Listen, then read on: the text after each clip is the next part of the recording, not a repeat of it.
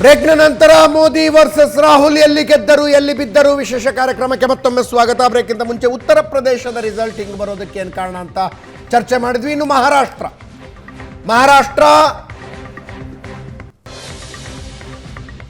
ಬಿಜೆಪಿಯ ನಾಗಾಲೋಟಕ್ಕೆ ದೊಡ್ಡ ಏಟು ಕೊಟ್ಟ ಇನ್ನೊಂದು ರಾಜ್ಯ. 9 ಸ್ಥಾನಕ್ಕೆ ಕುಸಿದಿದೆ. 9 ಸ್ಥಾನ. ಕಳೆದ ಸಲ 23 ಇತ್ತು ಬಿಜೆಪಿ, -14 ಆಗಿದೆ. ಓಟ್ ಕಳ್ಕೊಂಡಿರೋದು 1.7% ಓಟ್ಗಳನ್ನು ಪರ್ಸೆಂಟೇಜ್ ಲೆಕ್ಕದಲ್ಲಿ. ಕಾಂಗ್ರೆಸ್ ಅತಿ ದೊಡ್ಡ ಪಕ್ಷವಾಗಿ ಹೊರಹೊಮ್ಮಿದೆ. ನೀವು ದೇಶಾದ್ಯಂತ ಕಾಂಗ್ರೆಸ್ಸಿನ ಅತ್ಯುತ್ತಮ ಪರ್ಫಾರ್ಮೆನ್ಸ್ ಈ ಸಲ ಎಲ್ಲಿ ಅಂತ ಕೇಳಿದ್ರೆ ಅದು ಮಹಾರಾಷ್ಟ್ರದಲ್ಲಿ 1 ಸ್ಥಾನ ಇದ್ರವು. ಆ ಮೈತ್ರಿಕೂಟದಲ್ಲಿ ಒಂದು ಸ್ಮಾಲ್ ಪ್ಲೇಯರ್ ಆಗಿದ್ದಂಥ ಕಾಂಗ್ರೆಸ್ಸು ಈ ಸಲ ಮಹಾರಾಷ್ಟ್ರದಲ್ಲಿ ಸಿಂಗಲ್ ಲಾರ್ಜೆಸ್ಟ್ ಪಾರ್ಟಿ 12 ಸ್ಥಾನಗಳನ್ನು ಹೆಚ್ಚುವರಿಯಾಗಿ ಗಳಿಸ್ಕೊಂಡು. ಕಳೆದ ಸಲ ಇದ್ದದ್ದು 1. ಶಿವಸೇನೆ ಶಿಂದೆ ಬಣ 7 ಸ್ಥಾನ, NDAದ ಭಾಗ, -11 ಆದ್ರು ಅವರು. ಅಂದ್ರೆ ಕಳೆದ ಸಲ ಇರಲಿಲ್ಲ, ಬಟ್ ಅಷ್ಟು ಜನ ಸಂಸದರು ಇವ್ರ ಜೊತೆಗೆ ಬಂದರು.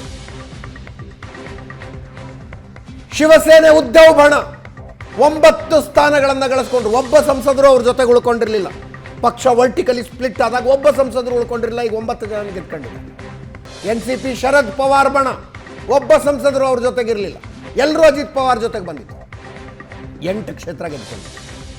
NCP ಅಜಿತ್ ಪವಾರ್ ಬಣ 4 ಸಂಸದರಿದ್ರು, 4 ಜನ ಇವ್ರ ಜೊತೆಗೆ ಬಂದಿದ್ರು, 1 ಮಾತ್ರ ಉಳಿಸ್ಕೊಂಡಿದ್ದಾರೆ. ಇತರೆ 1.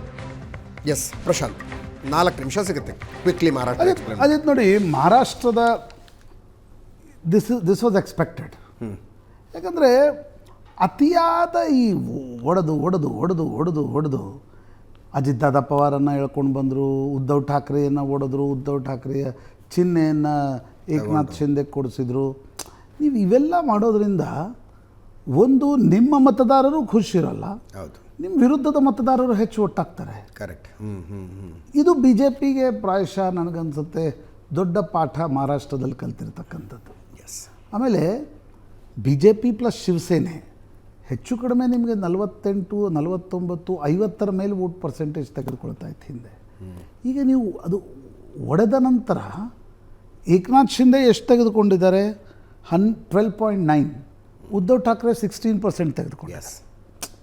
ನಿಮ್ಗೆ ಅಲ್ಲೇ ನೀವು 42, 43 ಉಳಿದು, ಅವರು 43ಕ್ಕೆ ಅವರು 1% ಜಾಸ್ತಿ ತೆಗೆದುಕೊಂಡಿದ್ದಾರೆ. ಆದರೆ ಈಗ ನೋಡಿ, ಶರದ್ ಪವಾರ್ 10.2% ತೆಗೆದುಕೊಂಡಿದ್ದಾರೆ. ಅಜಿತ್ ದಾದಾ ಪವಾರ್ 3.6. ಅಂದರೆ ನೀವು ಆ ಕ್ಷೇತ್ರದಲ್ಲಿ ಇದನ್ನು ಹಿಡಿದು ನೋಡಿ ಅಲ್ವಾ, ಯಾಕೆ ಸೋಲುಂಟಾಯಿತು ಅನ್ನೋದನ್ನು ನೋಡೋಕ್ಕೆ.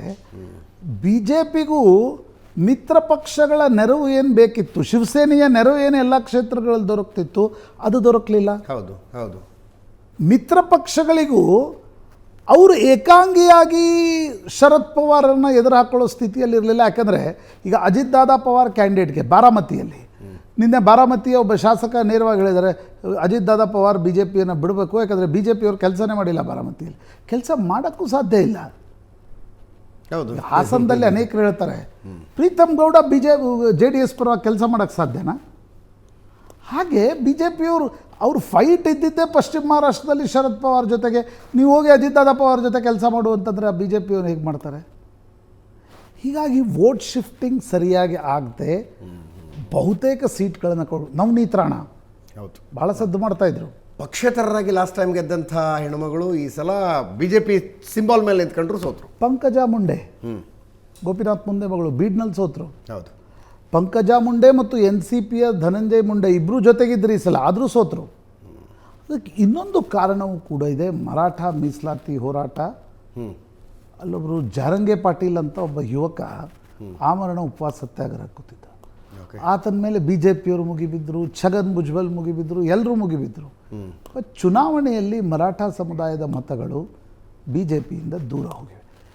ಕಾಂಟ್ರರಿ ಕರ್ನಾಟಕದಲ್ಲಿ ಬಿ ಜೆ ಪಿ ಜೊತೆಗೆ ಬಂದಿವೆ. ಹೌದು, ಬೆಳಗಾವಿಯಲ್ಲಿ, ಖಾನಾಪುರದಲ್ಲಿ, ಸ್ವತಃ ಸಂತೋಷ್ ಲಾಡ್ ಅವರ ಕ್ಷೇತ್ರದಲ್ಲಿ. ಆದರೆ ಮಹಾರಾಷ್ಟ್ರದಲ್ಲಿ ಮರಾಠ ಸಮುದಾಯದ ಮತಗಳು ಈ ಕಾಂಬಿನೇಷನ್ನಿಂದ ದೂರ ಹೋಗಿವೆ. ಶರದ್ ಪವಾರ್ ಜೊತೆ, ಕಾಂಗ್ರೆಸ್ ಜೊತೆ. ನಾಂದೇಡದಲ್ಲಿ ಅಶೋಕ್ ಚವ್ಹಾಣ್ ಬಂದರೂ ಅಲ್ಲಿ ಬಿ ಜೆ ಪಿ ಗೆಲ್ಲಲಿಕ್ಕೆ ಸಾಧ್ಯ ಆಗಿಲ್ಲ. ಕಳೆದ ಬಾರಿ ಅಶೋಕ್ ಚವ್ಹಾಣ್ರ ವಿರುದ್ಧ ಬಿ ಜೆ ಪಿ ಗೆದ್ದಿತ್ತು. ಮರಾಠ ಮೀಸಲಾತಿ ಹೋರಾಟ ಮತ್ತು ಈ ಅತಿಯಾದ ಮನಮಾನಿ. ಅದೇ ನೋಡಿ, ದೇವೇಗೌಡರ ಚಿಹ್ನೆಯನ್ನು ನೀವು ತೆನೆ ಹೊತ್ತ ಮಹಿಳೆಯನ್ನು ದೇವೇಗೌಡರ ಹಯಾತಿಯಲ್ಲೇ ಮತ್ತೊಬ್ಬರಿಗೆ ಕೊಡಿಸಿದ್ರೆ, ಆಮೇಲೆ ಈಗ ದೇವೇಗೌಡರು ಕುಮಾರಸ್ವಾಮಿ ಅಂತ ಈಗ ಪ್ರಶ್ನೆ ಇಲ್ಲ. ಅದು ಪ್ರಶ್ನೆ ಬಂತು ಅಂದರೆ ಒಕ್ಕಲಿಗರ first choice will be Deve Gowda obviously. Thank you so much Prashanth. ಇದರೊಂದಿಗೆ ಈ ವಿಶೇಷ ಕಾರ್ಯಕ್ರಮ ಮುಗಿಸ್ತಾ ಇದ್ದೀವಿ. ನಾಗೇಂದ್ರ ರಾಜೀನಾಮೆಗೆ ಒತ್ತಾಯಿಸಿ ಬಿಜೆಪಿ ಬೀದಿಗಿಳಿದಿದೆ. ರಾಜ್ಯಾಧ್ಯಕ್ಷ ವಿಜಯೇಂದ್ರನ ನೇತೃತ್ವದಲ್ಲಿ ಆ ಸುದ್ದಿ ಒಂದು ಸಣ್ಣ ಬ್ರೇಕ್ ಆಗಿದೆ.